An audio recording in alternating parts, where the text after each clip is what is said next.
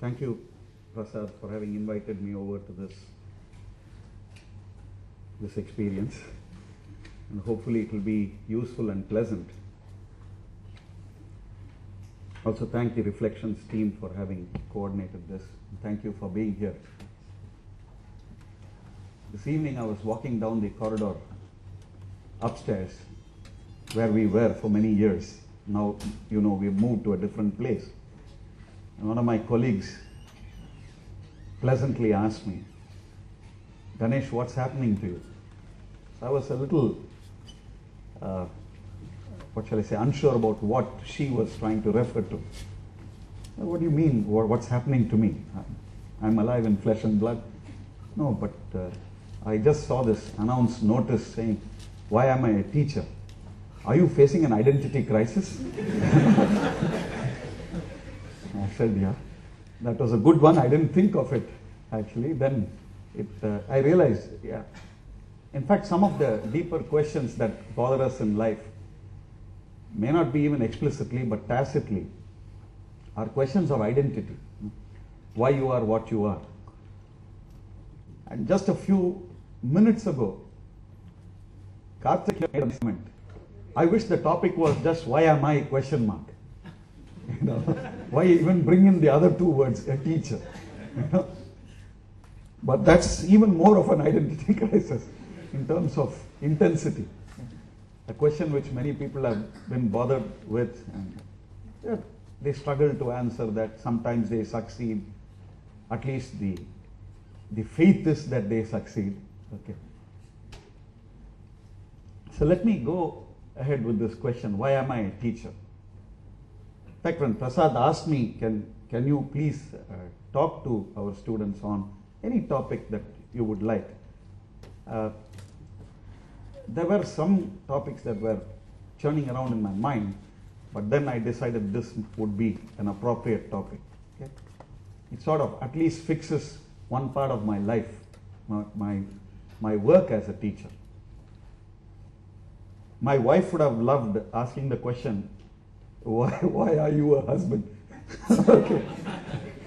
That would have been more difficult to answer. I thank her for not being here today. Okay.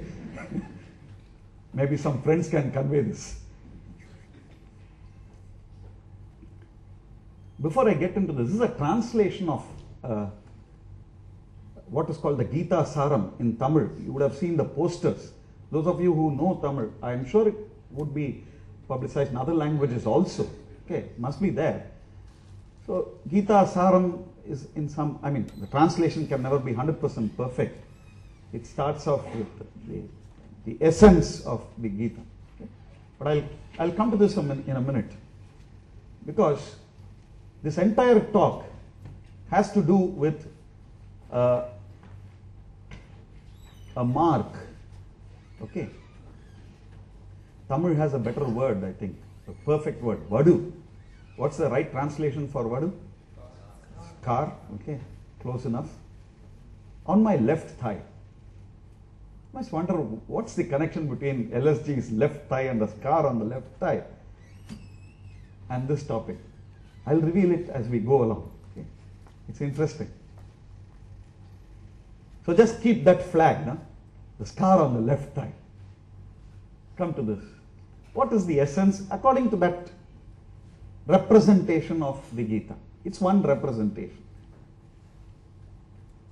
எது நடந்ததோ அது நன்றாகவே நடந்தது. I'm not going to say it in Tamil or Tamil. I'm just giving you the translation here. Whatever happened, it happened well.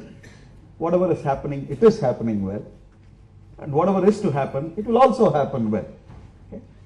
This has to do with the journey of the soul or the spirit, our consciousness. I have maintained that we are all pieces of consciousness. Okay? And hopefully there are some lessons that these pieces will learn as they go along their journey. Okay? One can refute one's consciousness also. That's also fine. That point also we will touch later. Okay? What of yours did you lose? Why or for what are you crying? What did you bring with you for you to lose it? And what did you create for it to be wasted or destroyed. Whatever you took, that was taken from here.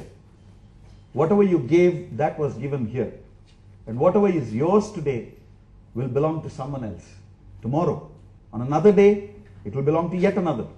This change shall be the universal principle. In fact, the fundamental law of the universe, as I understand it, is the law of change. Okay? It is incontrovertible. It's the bedrock of the way the spirit works. Okay? We'll come to this. If this essence of the Gita, this representation of the Gita is acceptable to you at some level, because I know many of us can question these things very deeply also. Let us for a moment assume that we can accept this at some level. Then we go to what I commonly call the 6S framework. This is one of my favorite frameworks, and this provides the anchor which I referred to in the abstract. Okay? The 6S framework has been useful to explain many things. You just contrast this with the previous slide. If you are able to slowly assimilate what was said in the previous slide, then it does lead us to a very interesting question. Why do we do what we do? If what was said in the previous slide is true or is acceptable, why do we do what we do? It leads to several questions. The doctrine of free will versus the doctrine of fate, and so on. But we are not going to get into those tracks today. So why do we do what we do? So naturally, this is a good starting point for the question, why am I a teacher? I'm a teacher, now why the hell am I a teacher? Okay. Why do I do what I do? I see some of my students, for you this would be a repetition or a refresher. So I'm presenting this primarily for those who have not heard me talk about this. The proposition is that we are driven by those six words beginning with S, so 6S framework. The first S is we are driven. Why do you do what you do? You first want to live, you want to survive. And survival is on two planes, the physical plane and the mental plane. This is very important because ordinarily the notion of survival is connected to the physical plane of survival, ordinarily. Okay. But we have to recognize we are moving into a world where the survival and the quality of survival, the mental level, is equally important. I'm sure we have seen people in our own vicinity, people whom we know in some way, directly or indirectly connected, who are physically surviving but mentally, for all practical purposes, gone. So that is why we have to look at both. In fact, this leads to several questions and debates which are happening right now across the world. People are writing about this whole business of mental survival and so on. Spiritual, that's a different question. Spiritual, you don't have a choice, at least. It looks like we don't have a choice. You are, and perhaps you know you are, and perhaps you are struggling to know who you are. Okay. So we're not talking of spiritual survival or death. At least by definition, the spirit doesn't die. By definition, we don't know. Realms which we don't know. At this stage, I also want to point out something, that in this experience or interaction that we are going to have, we are going to assume, rightly or wrongly, that whatever you perceive, whatever you assimilate, whatever you understand in your consciousness is the truth. Okay? At that point in time, at least. Okay? Now this might be a little heavy, but just take it as it comes. Now, the columns, physical and mental, you see ST, MT, LT is nothing but short term, medium term and long term. You can take off medium term if you feel comfortable. Just keep short term and long term. I'm bringing in time. And we see I've classified each one of those S's, or not classified is not correct. I've brought in 3 sub-rows into each one of those rows. Vital, essential and desirable. Now this matrix has to be filled up by you. And you will also notice, I'm cutting a long story short, you'll also notice that as you start filling up this matrix for you, that it reveals a very interesting picture of you to you. Just try doing this when you are alone and you are contemplating very deeply about yourself, and try to fill up that matrix. Now, question is, what do I fill the matrix with? Three things: resources, experiences, conditions. REC. You use resources, you use experiences, you use conditions to survive. The most trivial resource is good air. The adjective good is important. Okay? You can't survive for long on polluted air, isn't it? We're talking of normally chemically defined good air as a certain mixture. You say, okay, fine, I survive.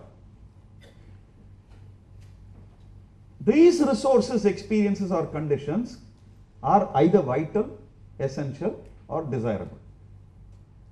Now, what's a vital resource, experience, or condition? Any resource, experience, or condition without which you cannot perform the function is a vital resource. I always give an analogy: the ball pen, the refill assembly is vital, because without it you don't write. And the pen is designed to enable you to write. The function of the pen is to enable you to write, to record on paper, something. So it's a vital resource. The body of the ball pen is an essential resource, because without the body you can write, but the effectiveness and efficiency with which you write will diminish. You can hold the refill and write, but the effectiveness and efficiency will drop. So any resource, experience, or condition without which you can perform the function, but with diminished efficiency and effectiveness, becomes an essential resource. I'll use the word resource alone. Cap is desirable. If it's there, good. If it's not there, no problem. Because the basic functionality is still maintained. You'll be enabled to write.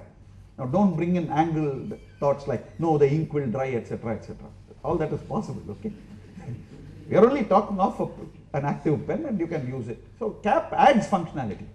So any resource, abstract idea is any resource without which you can perform the function without any problems, but with which you add functionality, becomes a desirable resource.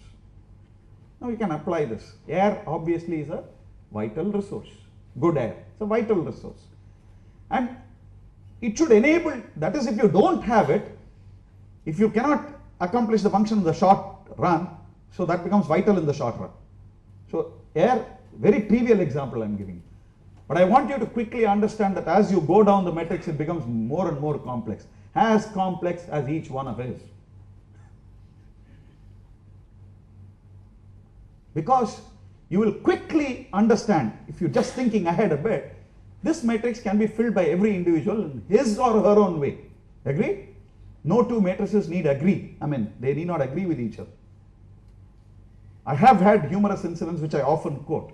I have had an experience in some program that I had done where one chap said, for me, a conversation with I'm repeating this, a conversation with my wife every day is essential for mental stability in the short term. Another guy raises and said, for me, absence of a conversation with my wife is vital for short term. No, you can't really. You got the logic. So you have to respect the individual. You have to respect the experiences of the individual as that journey takes place. So you got this matrix. Okay? So you come down. I hope you are able to quickly grasp that it does become very complex. Like, how important is music to you? Music of various forms. Okay? It's not just music. See, the beauty about music, if I may just digress a little bit, is that it's very difficult for you to get saturated with music. But you can get saturated with a lecture. If I give the same lecture outside, you're not going to come again. But if I sing a song here and I sing a song outside, you might want to come and hear it again. So music has a special spiritual status in that sense. That's it for another day. Okay. So how important is that to you? How important is the air conditioner right now in this room to you? Where do you put your shirt that you're wearing right now? Everything that you are using even without being very conscious about it, figures. It has to be a resource, experience, or a condition. Air conditioner, condition of doing something. It is a resource also in some sense. Okay? So you start filling in. Once survival is guaranteed, you come down to the next level of the next driver. Not that it's going to be sequence all through your life. It's more a conceptual sequence than a real. I mean, operationally, the sequence can operate in different ways to different people. It's one conceptual sequence. Survival is guaranteed. The next driver for you, why do you do what you do, is the need to have stable survival. Like, you don't want to be feeling very healthy on one day and absolutely weak on another. You don't want to be absolutely joyous on one day and totally depressed on another day. That kind of roller coaster will not be acceptable to you in the long run. Once or twice it's all right. You might even say, okay, some karma is dissolving, it's all right, let me take it as it goes. So you seek stability, you seek stable survival. Okay? Once stability is also guaranteed, then you seek strength. Metaphor is, you can have stable survival, but you are in the ICU, intensive care unit, body, mind stable. You are surviving. So you seek strength, you want to do things. Go down further, the human creature is not happy with only strength, it wants success in what it does. Because you may be strong, you keep on failing consistently, you get bugged. So you seek success. But then the human creature is even more complex. It wants relative success. You are succeeding, but others are succeeding more. Okay. Not acceptable. So you say, I want to succeed more. So you want relative success. Okay. Then the final S. You want sustainable success, superiority. Relative success, superior. You want sustainable superiority. Okay. You want to sustain it for long. But remember the fundamental law of the universe, the law of change. No entity, as we can observe, can sustain its state eternally, except the universal spirit. But that is the curse of the spirit to itself. A little heavy, digest it slowly. Okay. So no self-appointed policeman on this globe can be a self-appointed policeman forever. Not possible. Okay.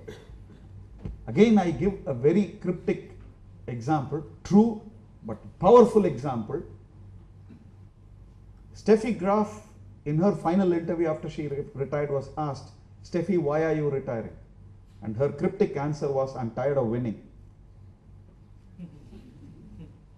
2-3 years down the line, Sampras made the same statement but with different English words. He said, I'm not motivated by winning anymore. And I keep predicting, these are things which I repeat because of powerful metaphors. This Australian cricket team will want to lose one day. Okay. Will want to. They will seek, in some sense, at a subconscious level, they will seek that change. A law of change is, it plods on and on and on. It will happen, that's the way it is. So why do we do what do we do? But the story doesn't end with the 6 S's. These are not the anchors. The beauty is, the spirit gets tired of this 6S game. It will seek change. So when the individual, I'm talking at the individual level, when the individual spirit gets tired of the 6S game and it seeks change, it goes to seek a 7th S. At the individual level, we call it salvation. It says, now I'm tired of this game, give me salvation.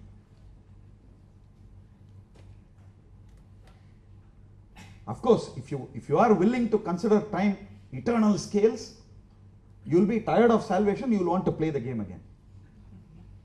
That's the curse of the spirit to itself. So that's the law of change operating eternally. Okay. So you seek salvation. I'm coming to an important point, the anchor for my talk. At the organizational level, the 7th S is what I call synergy. The whole is more than the sum of the parts. I'm not going to explain these things today. But at the societal level, I can't use an English word, I use a Sanskrit word, it is Shanti. The seventh S is Shanti. We seek peace. So peace is the anchor for what we are going to discuss. Ultimately, we seek peace, because peace ensures several things. And it is the reason why at least many of our thinkers, seers, ended everything with Om Shanti, Shanti, Shanti. Yes, sir. After sustainability, I feel that okay, I have done enough in this field. I want to change the new game. I want to try something new. You can play the 6S game again, no problem. All I'm saying is you will be caught in a lot of dynamics, and you will become tired of the dynamic of the dynamic of the dynamic of the dynamic, if you want me to put it that way. I hope you got the idea. You'll play a lot of these games. You'll change the context, you'll change the game, but your spirit will reach a stage. Please understand, spirit has recorded, at least that's the belief, the spirit has recorded many, many things inside, some of which in your existence now you may not be able to pull out. It's a very important point. I did flag it. Keep that consciousness thing as a flag. I will come to that again. Okay. In this piece of consciousness that is there, it is able to draw out certain things from its eternal journey. Okay. But remember a very interesting thing. Absence of evidence is not evidence of absence. Don't forget this principle. Okay? We'll come to this again. So, at the societal level, the anchor across all levels is peace, Shanti. In fact, my definition of a well-educated person, which I am not by my own definition, is that person who can be at peace with himself or herself and with the rest of the world is a truly educated person. So if I ask myself a question, Ganesh, are you at peace with yourself and with the rest of the world? My answer is yeah, about 30% of the times. Okay. So to that extent I am educated. If I am at perfect, in fact, look at, if I ask you to name some very great souls that have walked this planet, very great souls in a spiritual sense, I'm not talking of sports or arts, etc. They're also very great. I'm talking about in a spiritual sense. You'll find that they've all been souls that have maintained their peace despite whatever happened in the environment. Correct? Take Jesus Christ, take Buddha, come to recent times. Anybody, any name, Ramana Maharshi, Ramakrishna Paramahamsa, one of my favorites, Sadashiva Brahmendra. Any of these cases you take, you will find that they are souls that have made, they are sinks of peace and sources of peace simultaneously. So even if there is tremendous lack of peace surrounding them, they absorb all that disturbance and they spread peace. It's one of the reasons why peace is a very powerful anchor for education and teaching particularly. So, yeah. Can we call it indifference? We'll come to that also. We'll come to that also. Just remind me say about 20 minutes later about this. I think I'll come to that point in about 20 minutes time from now. Estimated time is 20 minutes. Okay. Just remind me. Okay, Ram. This is another reason, it's another major driver. This is something which I have consciously sworn to share wherever I go. Ours is perhaps the only constitution in the world, arguably, perhaps, where excellence is stated to be a fundamental duty. Excellence is a fundamental duty of every citizen of India, Article 51A. And IIT students should absorb that insight, put it into their bloodstream. Fundamental duties, A, B, C, D, J. You come to J. To strive towards excellence in all spheres of individual and collective activity so that the nation constantly rises to higher levels of endeavor and achievement. In a couple of occasions when I've shared this with some foreigners in the audience, they have, I mean, just one or two experiences, they have said that, look, this is fascinating, because, I mean, one was a French person, the other was an American, different context, and they said, Professor Ganesh, we don't see a parallel in other constitutions. Okay? And there is an annotation to it also. What does it mean by excellence? What does the Constitution mean by excellence? I hope you got the logical situation we are in. It's a fundamental duty. So if you say, I want to be excellent, you are only stating the trivial then. Okay? Okay. It's like saying, I want to breathe. Nice. Good. Breathe. Next. The annotation goes as follows. The citizens of this great nation shall perform their duties in an excellent way rather than perform them half-heartedly. It's a little trivial because they're just using an extra word, don't perform anything half-heartedly. Okay. And you are the best judge of what you do. Please understand that. Ultimately, you fill that matrix. Huh? The one person whom you cannot fool at all is yourself. You just can't do it. In fact, there's another thing I want to tell you. You can fool all the people sometime, some of the people all the time, not all the people all the time, but you can fool important people all the time. Okay, come. Okay, come.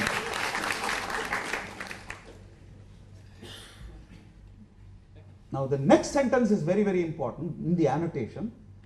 Excellence means surpassing, underlined, surpassing merit, surpassing virtue, and surpassing honest performance. The word surpassing is important because it brings in a very nice notion, an operative meaning for excellence for all of us. It's an operational meaning, which is very, very important. Okay? And those who wrote the Constitution quickly realized that you cannot enforce a duty, obviously, because somebody can just say, get lost, I'm not going to do it. Okay? Take my head if you will, but I will not do it. You can't do anything. Okay? Yet they are obligatory on souls, on the citizens. Okay, let's go further. There are only two constituent ideas in the concept of excellence. First one is know your limits. Second one is push the limits. Jnana, karma. Know your limits. Every one of us has limits on various experiences that we go through. It may be running, it may be cycling, swimming, it may be writing, it may be concentrating, it may be sitting. Okay. Every action you have limits, literally. Know your limits and you push them. And you will find innumerable examples of excellence throughout this world. Innumerable examples. So, excellence is not just in the accomplishment, but in the attitude that underlies an accomplishment. That's what it says. Excellence is a process. If you are a person who knows your limits on some dimensions of your life and pushes those limits, you are excellent. So don't go for labeling by others that you are great and excellent.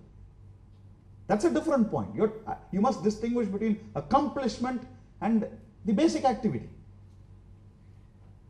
And I hope all of you agree that it is difficult first to know one's limits. Know means you must recognize that these are limits. I know certain areas where I have limits. Definitely I know. Like when you go to the net, you automatically want to visit certain sites. And you're not able to restrain. But if you push that limit and say, boss, I'm going to restrain, and you get it into action, you are in the path of excellence. Now, what is necessary for excellence? Sir, I got Yeah. Is knowing the limits not to be called as self-realization? Yeah. It's ultimately. That's why. Yeah, good. That's why I use the word dimensions of your life. There are certain dimensions in which you characterize your own life, isn't it? Operationally, I told you. Okay. I hope I have responded. In your own life, you have certain limitations. That's why I gave you very mundane examples. Okay? Now let me tell you something, share with you something. As a student, just for you to quickly grasp this idea. One of the struggles, I'm sharing with you one of the struggles I am going through. Okay? That doesn't mean you should go through the same, because the matrix can be filled in different ways, as I told you. I'm talking of the struggle I am going through. When there is a talk and when I'm sitting in the audience, I have that urge to rip the speaker apart, logically. A few times, unfortunately, I have done that also, as a student. Today I am ashamed of what I did. Okay? That doesn't mean don't question me. Huh? That's no signal to you guys. That's no signal to you guys at all. Let me be very, very clear. I'm only talking of a struggle that this is going through. So, consciously I was struggling, saying that, look, learn the value of silence. I've shared with a few friends. For me, today silence is becoming more and more important. Okay? But it's a struggle.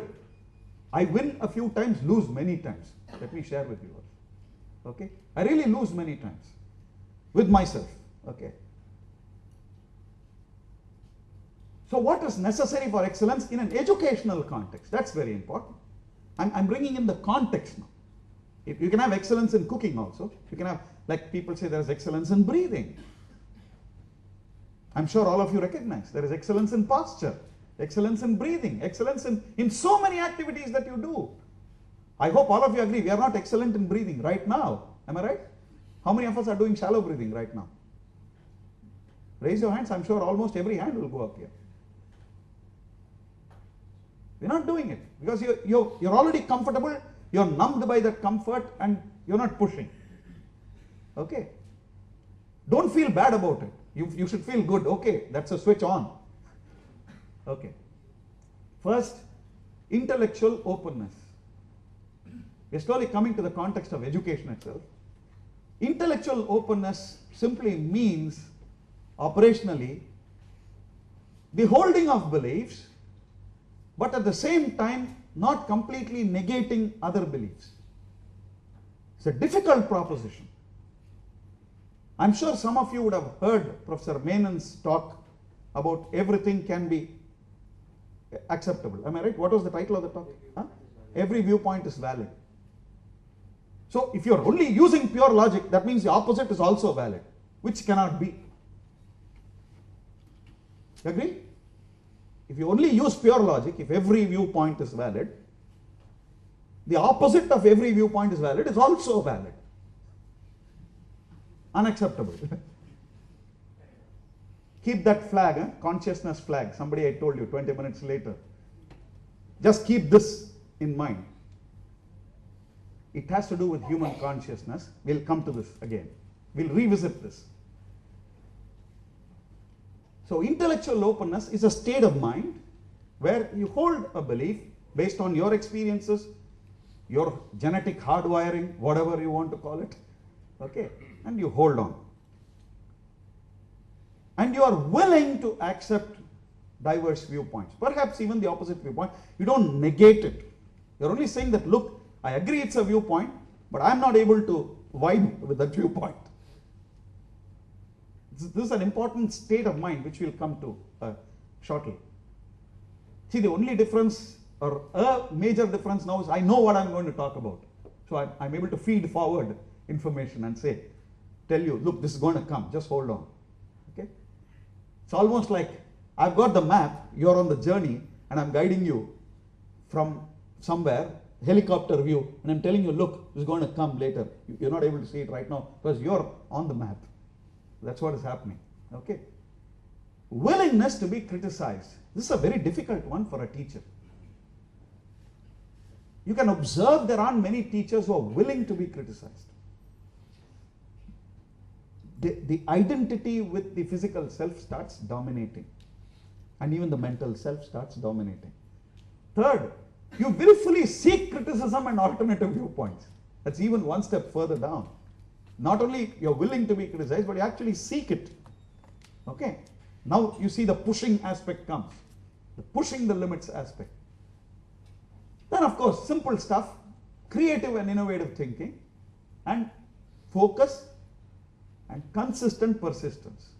These are the hallmarks of excellence in an educational setting. Many authors have accepted this in other forms. Okay? So it's a sort of, I'm just summarizing this from many other authors.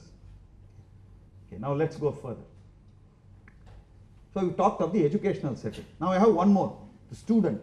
When you're talking of teaching, the context, we have the teacher who's struggling with the 6 S's and the concept of excellence. I hope you got it. The other entity is the student. Something which I have shared, this was in a different context, but it's equally applicable in this context also. Okay? Whom to seek criticism? To my friend who says it's okay. So many, sir. So many. You have to judge. In fact, one of the things I would like to share with you is, I am a person who strongly believes there's nothing like right or wrong in this world. It's your definition. This is a debate I'm willing to have anywhere with anybody, anytime. I'm talking of a belief. And I'll share with you a powerful story also for this. I've shared with a few friends on this. Okay? But you can ask, does it mean it's anarchy? I'm not suggesting that. Please, not even indirectly suggesting that. I'm just saying that ultimately society becomes a statistical aggregation of beliefs and experiences. And that's why you have the normal curve and you find outliers, etc., etc. Okay? Some responses. Student, why am I getting educated? Why study? Quest for knowledge. Very nice, no? Very noble. Must for a career. Very pragmatic. Nothing else to do. Jobless. By the way, this is not imaginary. These are answers I have got from students of IIT Madras over the years. Over the years. These are actual answers that I've got over the years. Okay? Everyone's doing it. That's even more interesting. The most honest one is, I don't know, I've drifted into it. I've had students who come and said, sir, I don't know. Don't ask me that question. I really don't know. I'm here, now tell me, now what? Okay? Seeking recognition in a peer community. There are students who are driven by that. It's not to do with the ego or anything like that. For them, it's a driver. I want recognition in my peer community. I want them to say, look, you're good. The process is exciting. People like that. Arey Baba, your metric says no. That fellow's metric says no. See, this is why I said you have to understand that statistical variation happening in society in a context. You have to please accept that variation is there. And that variation is necessary for your excitement. Please understand that. Okay? Life is full of fun and excitement. Those are my words. Huh? Okay. Thoroughly enjoyed my life as a student. I can tell you, absolutely, give me another chance, will you? In fact, I keep telling all my students, if you are in a 4-year or 5-year program like I was, it's like a wink. Huh? I repeat it every time. When you take your convocation degree, almost everybody has said, looks like we joined yesterday, da. Okay, so savor life as much as you can. There is a balance, we'll come to that. Okay, next. So that's the student. So you read the title, huh? Go back. I borrowed from Superman. Go back one slide. It's a product. It's a customer. It's a student. Seen that Superman thing, no? It's a Shishya, a more complex concept than the student in terms of Western viewpoints. I'm not going to a debate on the difference between a Shishya and a student. I'm not going to go into that.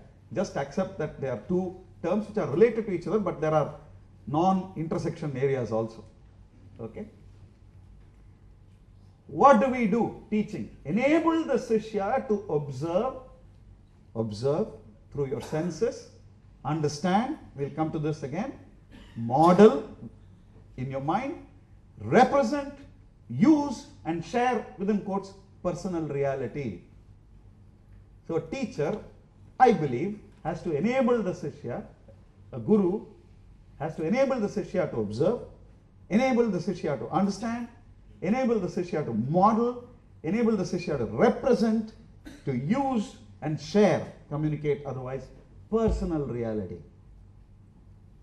Because that reality is personal to you. And the beauty is you will find a lot of people share your personal reality and you feel comfortable about it. That's why I said statistical aggregation starts taking place. Second, develop value systems and the persona. As you grow, you form and develop, change, debate within yourself your value systems. There are sharp answers to what constitutes a value system. There are sharp answers. We will come to that probably in the question answer session. And the persona. Each one of us has a persona. And of course, the last very important thing, learn to learn. The guru has to enable the Shishya to learn to learn. Because that's where the guru multiplies. That's precisely where the guru multiplies. Once the Shishya learns to learn. And at least I believe one of the greatest joys of any guru is when the Shishya, Guru Minjina Shishya. When the Shishya goes beyond, pushes the limits. Okay? Now come. So you got the teacher, the success, the struggle for excellence, the student, those reasons, and what has to be done? The educational process. Now, I characterize the educational process using these three dimensions. One model. Okay? The three dimensions are the levels of knowledge and action, the levels of necessity, and the educational outcomes. Okay? It's one model. There are many models, by the way. Now, one slide, Ram, one slide. What are the levels of knowledge and action? This is what I call the learning cycle. It is very important to answer the question, why am I a teacher? That's the root for today's interaction. But to get to the root, I really have to move through this maze. Okay? At the first level of learning, you have what is called awareness. You are aware of something. And the acid test for awareness is, this is something which you can apply on yourself. If you are able to identify something and label it, it means you are aware of that thing. So you can do this acid test with anybody. I can demonstrate it straight away. What is this? What model? Okay, one sec. What I just said, what model? Nokia. Okay? Correct? Okay. In Nokia, what make is Nokia? What model is the third question? What make is Nokia? How many of you know what model this is in Nokia? Now if somebody says 3530, you are aware. Before that was revealed, you are not aware. You are aware to a certain level. So acid test for awareness is this. And if there is a good electronics professor, he can test you on your awareness of what's inside also. Are you aware? Okay. Next, as you grow in awareness, you reach another milestone in your learning cycle. The student goes through this, is also the teacher, by the way, together they go through another cycle, milestone called familiarity. And the acid test for familiarity is your ability to describe something. At the first stage, you are only identifying and labeling. Now, obviously, if there is somebody in the audience who can describe this phone, saying this is the construction of the phone, this is the design, this is the history behind the buttons being positioned this way, this is what is inside the phone, you will see this is the difference between this phone and that phone. Would you agree or not that that person is definitely very familiar with phones? Something that you can verify. Okay, this is very important. So you become more and more familiar. It's a grayscale, by the way. Please understand, you are going through a grayscale. You started with a switch on. Aha, I am aware. Because I can identify and label. Next, you grow into familiarity. Then you grow into another milestone called understanding. And the acid test whether somebody has understood something or not is their ability to explain that thing. Why is something happening?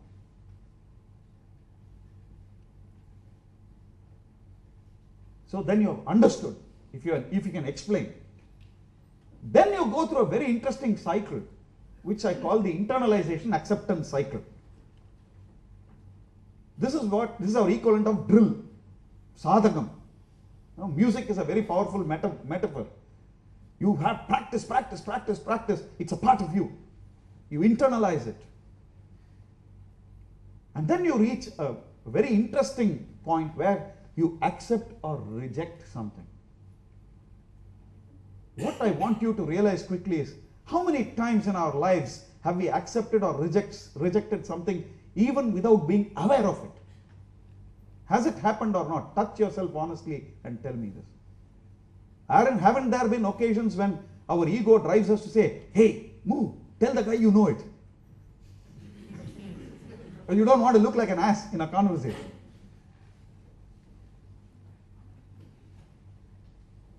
So, in an exalted educational situation, acceptance or rejection comes after much debate. In fact, I've narrated this in a few occasions. One of my PhD scholars is very fascinating. His thesis was sent to an examiner who was criticized in the second chapter of the thesis, adversely criticized. But that great soul, no longer alive, wrote back saying that while I disagree with the arguments presented in the thesis, I acknowledge the capability of this research scholar to pursue research on his own. So I respect that, and that's what I'm granting that thing, saying that the thesis can be passed for the award of the degree or go to the viva voce stage. So that means there was a rejection based on expertise, but an acceptance at a different level. Okay? Life is complex. Okay? Finally, you come to the stage which we call mastery. Like I said, many of us have master's degrees, but we have to question ourselves whether we are really masters. Okay? Mastery is that stage where you actually manipulate, you design, you innovate. Because you have understood so well, you have internalized it so well. If you take music as a metaphor, I become aware of, say, Muthuswami Dikshidhar. Then I become familiar. I start learning, okay, what has this person done? I start learning about his composition, become more and more familiar. I try to understand, why is he composing that way? Why is he arranging words in a certain way? I start understanding the person. I'm just giving you a simple example. Then I internalize, I keep singing his songs. I internalize them. It's a part of me. Usually in these cases you end up accepting it also, not very rarely rejecting it. Very, very rare that somebody, it's an outlier, statistical outlier that would reject it. And then you come to a level of mastery where you're not mastering Muthuswami Dikshidhar, but you're mastering the compositions because you're able to deliver the compositions as a vocalist or a singer in new ways. You're exploring, you're pushing the limits. When you're a master, you're pushing the limits. Literally getting into the unknown with the confidence of the known. That is where you are. Okay. The other two dimensions now. The levels of necessity of knowledge. Okay. Let's look at that. Vital, essential, desirable. I've already told you. You have to decide what is vital knowledge for you, what is essential knowledge for you, what is desirable knowledge for you. It's your decision. In a context, you have to decide. Okay. And in a larger context, you may even reject, like many IITians have done. Okay. Like many means not numerically, it's not correct. In an absolute sense, yes, there are a number of IITians who have rejected a certain form of education.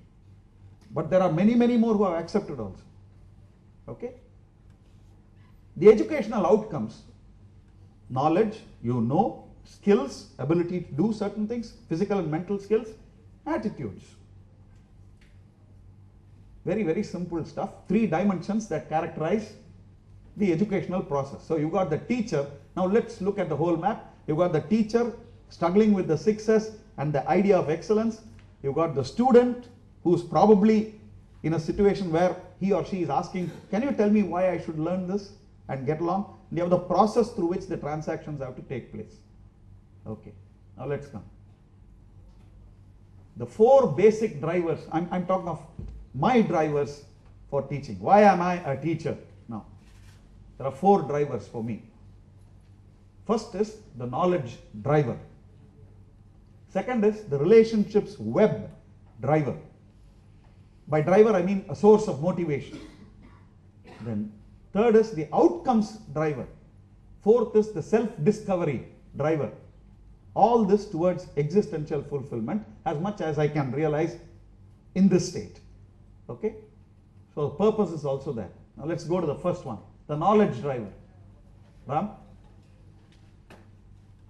Watch this carefully.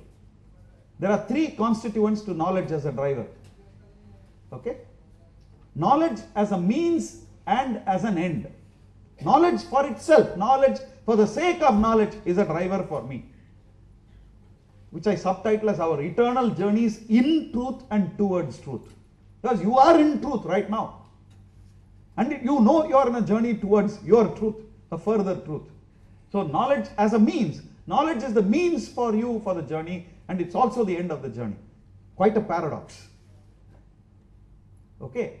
But that's for you to get the switch on in your head. Next, knowledge, and this is the knowledge driver. The yearning to understand the enigma of oneness in variety, and variety in oneness, both ways. Okay? The common essence in distinct entities that you see. Because for many people, if you go through some literature, you will understand this is a very strong driver for many people. That, I mean, it really consumes them. What is that one essence in everything? I want to locate it. Can you tell me that one piece of knowledge or truth with which I can know everything? Okay. The third constituent, the mirage of complete knowledge. Sir, your point is there. Are we born? It's a question. Or are we meant to be partially knowledge blind? Or, in other words, what I call the arrogance of human consciousness. What is the arrogance of human consciousness? The arrogance is that you believe, this piece of consciousness believes that whatever it experiences is sufficient and what it does not experience does not exist. This is the tendency. And that is arrogance. Can any piece of consciousness say that it can capture, it can know, it can experience all universal experiences? This is a challenge to every one of these pieces of consciousness here. And that is arrogance. When any piece of consciousness claims that it can know, it can experience every universal experience, sad scene. So it's the mirage of complete knowledge. It's a mirage. It drives you. You go through it. You go to it and then you say it's a mirage. On another scale, let me also point out, those of you who are philosophically inclined, you might be able to visualize the trauma of the universal spirit because it's working through each one of us. Okay? But that's an aside. It's traumatic for that spirit. I was just sharing the one model of life and consciousness. I'll just very briefly tell you. This model is simple. The game is called Leela, and the fundamental instrument for the game is called Maya. And you have set the rules for the game. So you're playing the rules, you're playing the game by the rules that you set. And when you're tired of the game, you will get out. Moksha. Okay? So the objective of the game is to get out of the game. Okay? We'll come to this sometime later. Okay.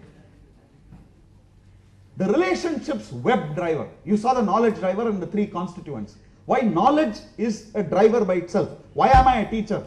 Knowledge as knowledge is enough of a driver for me. Okay, now let's go further. The relationships web driver. Now for knowledge I can pursue individually, there's no problem. But we are living in a society, so we are looking at establishing or contributing to the web of relationships around us. Okay, how? The teacher, there are cascading relationships. Like you've heard me today, you might go talk to somebody in the hostel. You might have accepted or rejected what I'm saying. Hopefully to some extent you have internalized it before doing that. Okay, so you go through that web and there is a cascading effect. It's a ripple. Okay, so that's why we say for the teachers it's go forth and multiply through knowledge. Because it's your knowledge that's getting transferred across when people start discussing.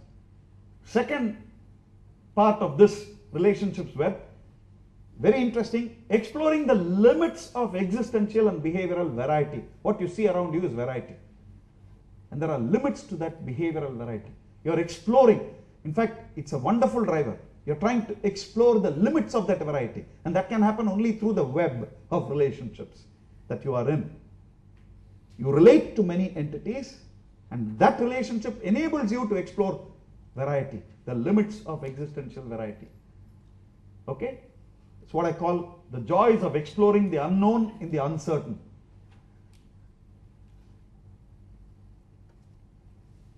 Because you don't know where the limits of the web are, and you're definitely in a situation, you're certainly living in uncertainty. Okay? It's also a paradox. The third one, spread of spirit. Inherent quality of the spirit is to spread. Okay? So infectious nature of the spirit. So that's another driver for me. Why am I a teacher? The relationships web. I'm a part of the web and I want to operate the web in my sphere. Okay? Third, the outcomes driver. Three constituents again. Growing bigger through the smaller. What is this growing bigger through the smaller? Expand your windows of perception. This is a concept which is very, very interesting. The window of perception is a fantastic concept. It was many people attributed to Professor Meadows of MIT, who brought this out in his famous work, Limits to Growth. He says, you can easily work on this. Imagine an x-axis of time and a y-axis of spatial entities. X-axis you calibrate as today, tomorrow, next week, next fortnight, next month, next half year, next century, next millennium, etc., etc. You can go on eternally. Y-axis spatial entities you calibrate as me, my family, my neighborhood, my community, my race, my nation, etc., etc., etc. You can go on universally. What Professor Meadows pointed out is very fascinating. He said most human beings tend to dominate their experiences with a window of perception that is me today. It's very fascinating. Just draw that and see. It says most people tend towards that thing, me today. So all experiences that they go through is dominated by me today. And you will very quickly notice that the great souls that we just mentioned, a few of them, are those which are universal. It is eternity to universality. So their window of perception is absolutely, unfathomable. So, in fact, very quickly you can reason. That's the reason for their being sinks of peace. Because nothing bothers them, because they see the dam expanse completely, across time, across space. And that's why we are all struggling. Okay, because we all have smaller windows of perception. But remember, you grow bigger through the smaller only. You need the smaller to grow bigger. Expanding your windows of perception. This is a driver for me as a teacher. Next, the excitement of incomplete, irreversible art. It's an outcome. Education and teaching process involve an outcome.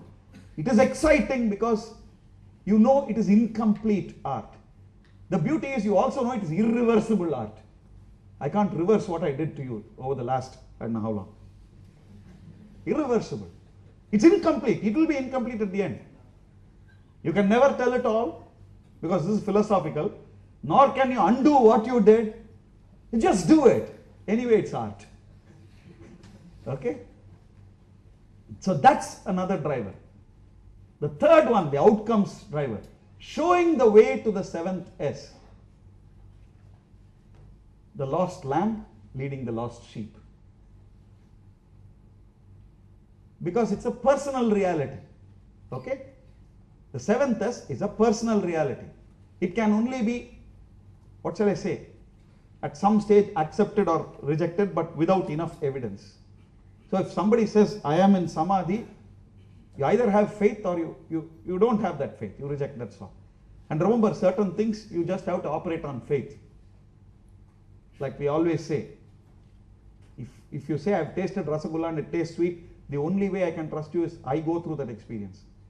And then I say, okay, both of us have a common definition of sweet. Okay, that's all right. But friends, you can't extrapolate it to certain other experiences in life. I hope you understand the limitations. You just can't do it. For various reasons, you can't do it. Okay? So that's the third driver in the outcomes. Show the way. The last one, the last driver. So you've seen knowledge driver, relationships web driver, outcomes driver. The last one, the self-discovery driver. How does it drive? The self-awareness switch in each one of us. This is a driver. Who's watching me, watching me, watching me, watching me? It's a standard question which has bothered many people. It's an infinite regression. You are watching yourself, watching yourself, watching yourself. How much can you go deeper? Right now it's happening in you. That's the truth. Huh? Yeah, it's like that. It's an infinite regression. So that drives me. Self-discovery. Who is doing that ultimately? Is there an end? Is there an eventual ultimate cause? That's a driver. Of course, it is the perfect experiment because the experiment is with you. That's why my experiment is with me. So it's a perfect experiment. You can't change the world, but you can change yourself. Free will. So it's a perfect experiment. The experiment that you do with yourselves. The perfect experiment. The last one, you know not when you know. Let that sink in a bit. You know not when you know. And that is the end, my dear friend, as we can imagine. Okay? Why do we talk of this? This is very important because in the learning cycle, one of the interesting models which we have shared, it's a very interesting model of mastery. It says that when you start learning, you go from unconscious ignorance, you don't know that you don't know, to conscious ignorance, where you know that you don't know, to conscious mastery, where you know that you know, to subconscious mastery, where you don't care that you know. Okay, this is very important because this is a process of learning. You go from unconscious ignorance to subconscious mastery. And in fact, all of you have actually exerted that mastery in some context. In some context, you have exerted that mastery to varied extents. Simplest example, cycling. Simplest example, typing, keyboard typing.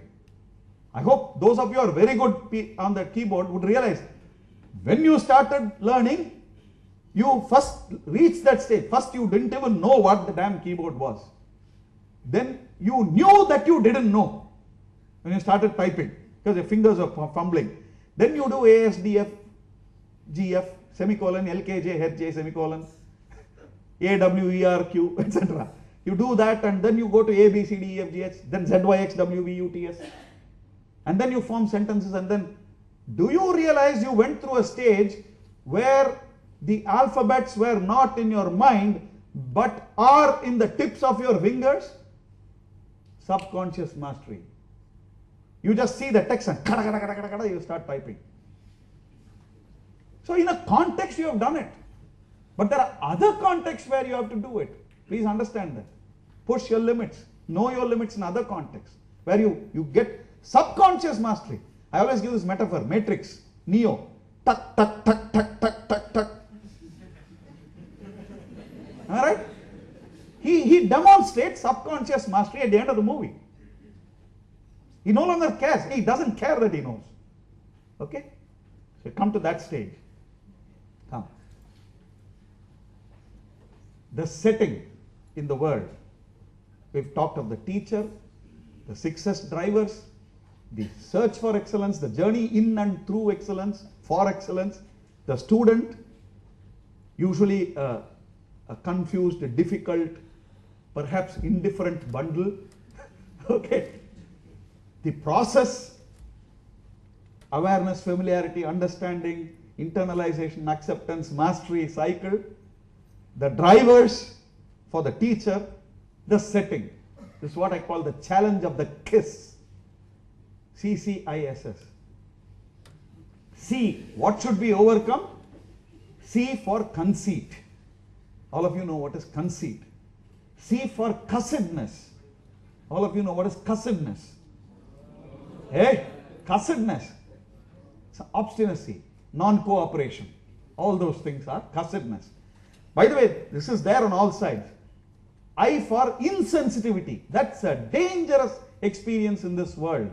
At least I keep observing a lot of insensitivity around the world. You're just not sensitive to others, nature, etc. S for shamelessness. You don't mind doing anything. Last S, spinelessness. This is the setting which has to be conquered. I'm not saying the world is dominated by this. I'm saying this is a challenge for the teacher. This is a challenge for any teacher. Okay? Come, I'm almost coming to the end of what I have to say. Yeah. Yeah. Shamelessness. Many scores. Like right now I'm going on talking at near 9 o'clock. There is a certain shamelessness operating.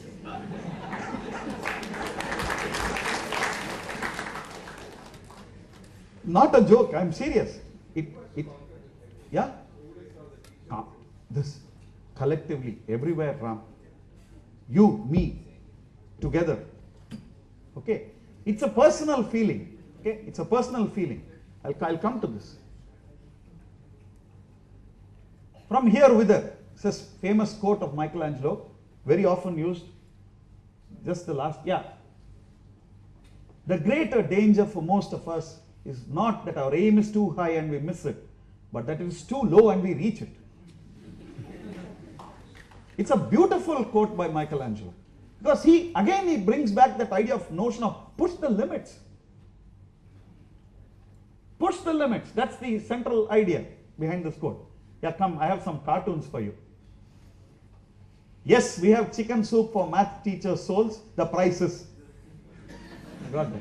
Thanks to Glassbergen, wonderful cartoonist. Huh? So copyright belongs to Glassbergen, Randy Glassbergen. You should go to Google and find this guy's cartoons. Next one is even more fascinating.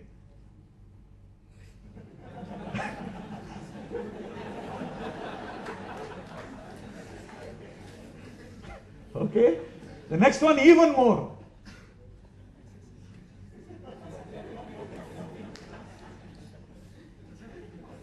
Okay.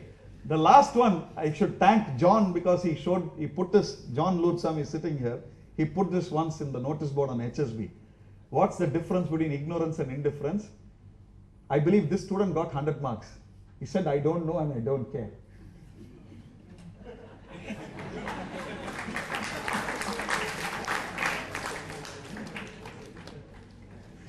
Okay. That's it. So thank you very much. I've said what I wanted to say.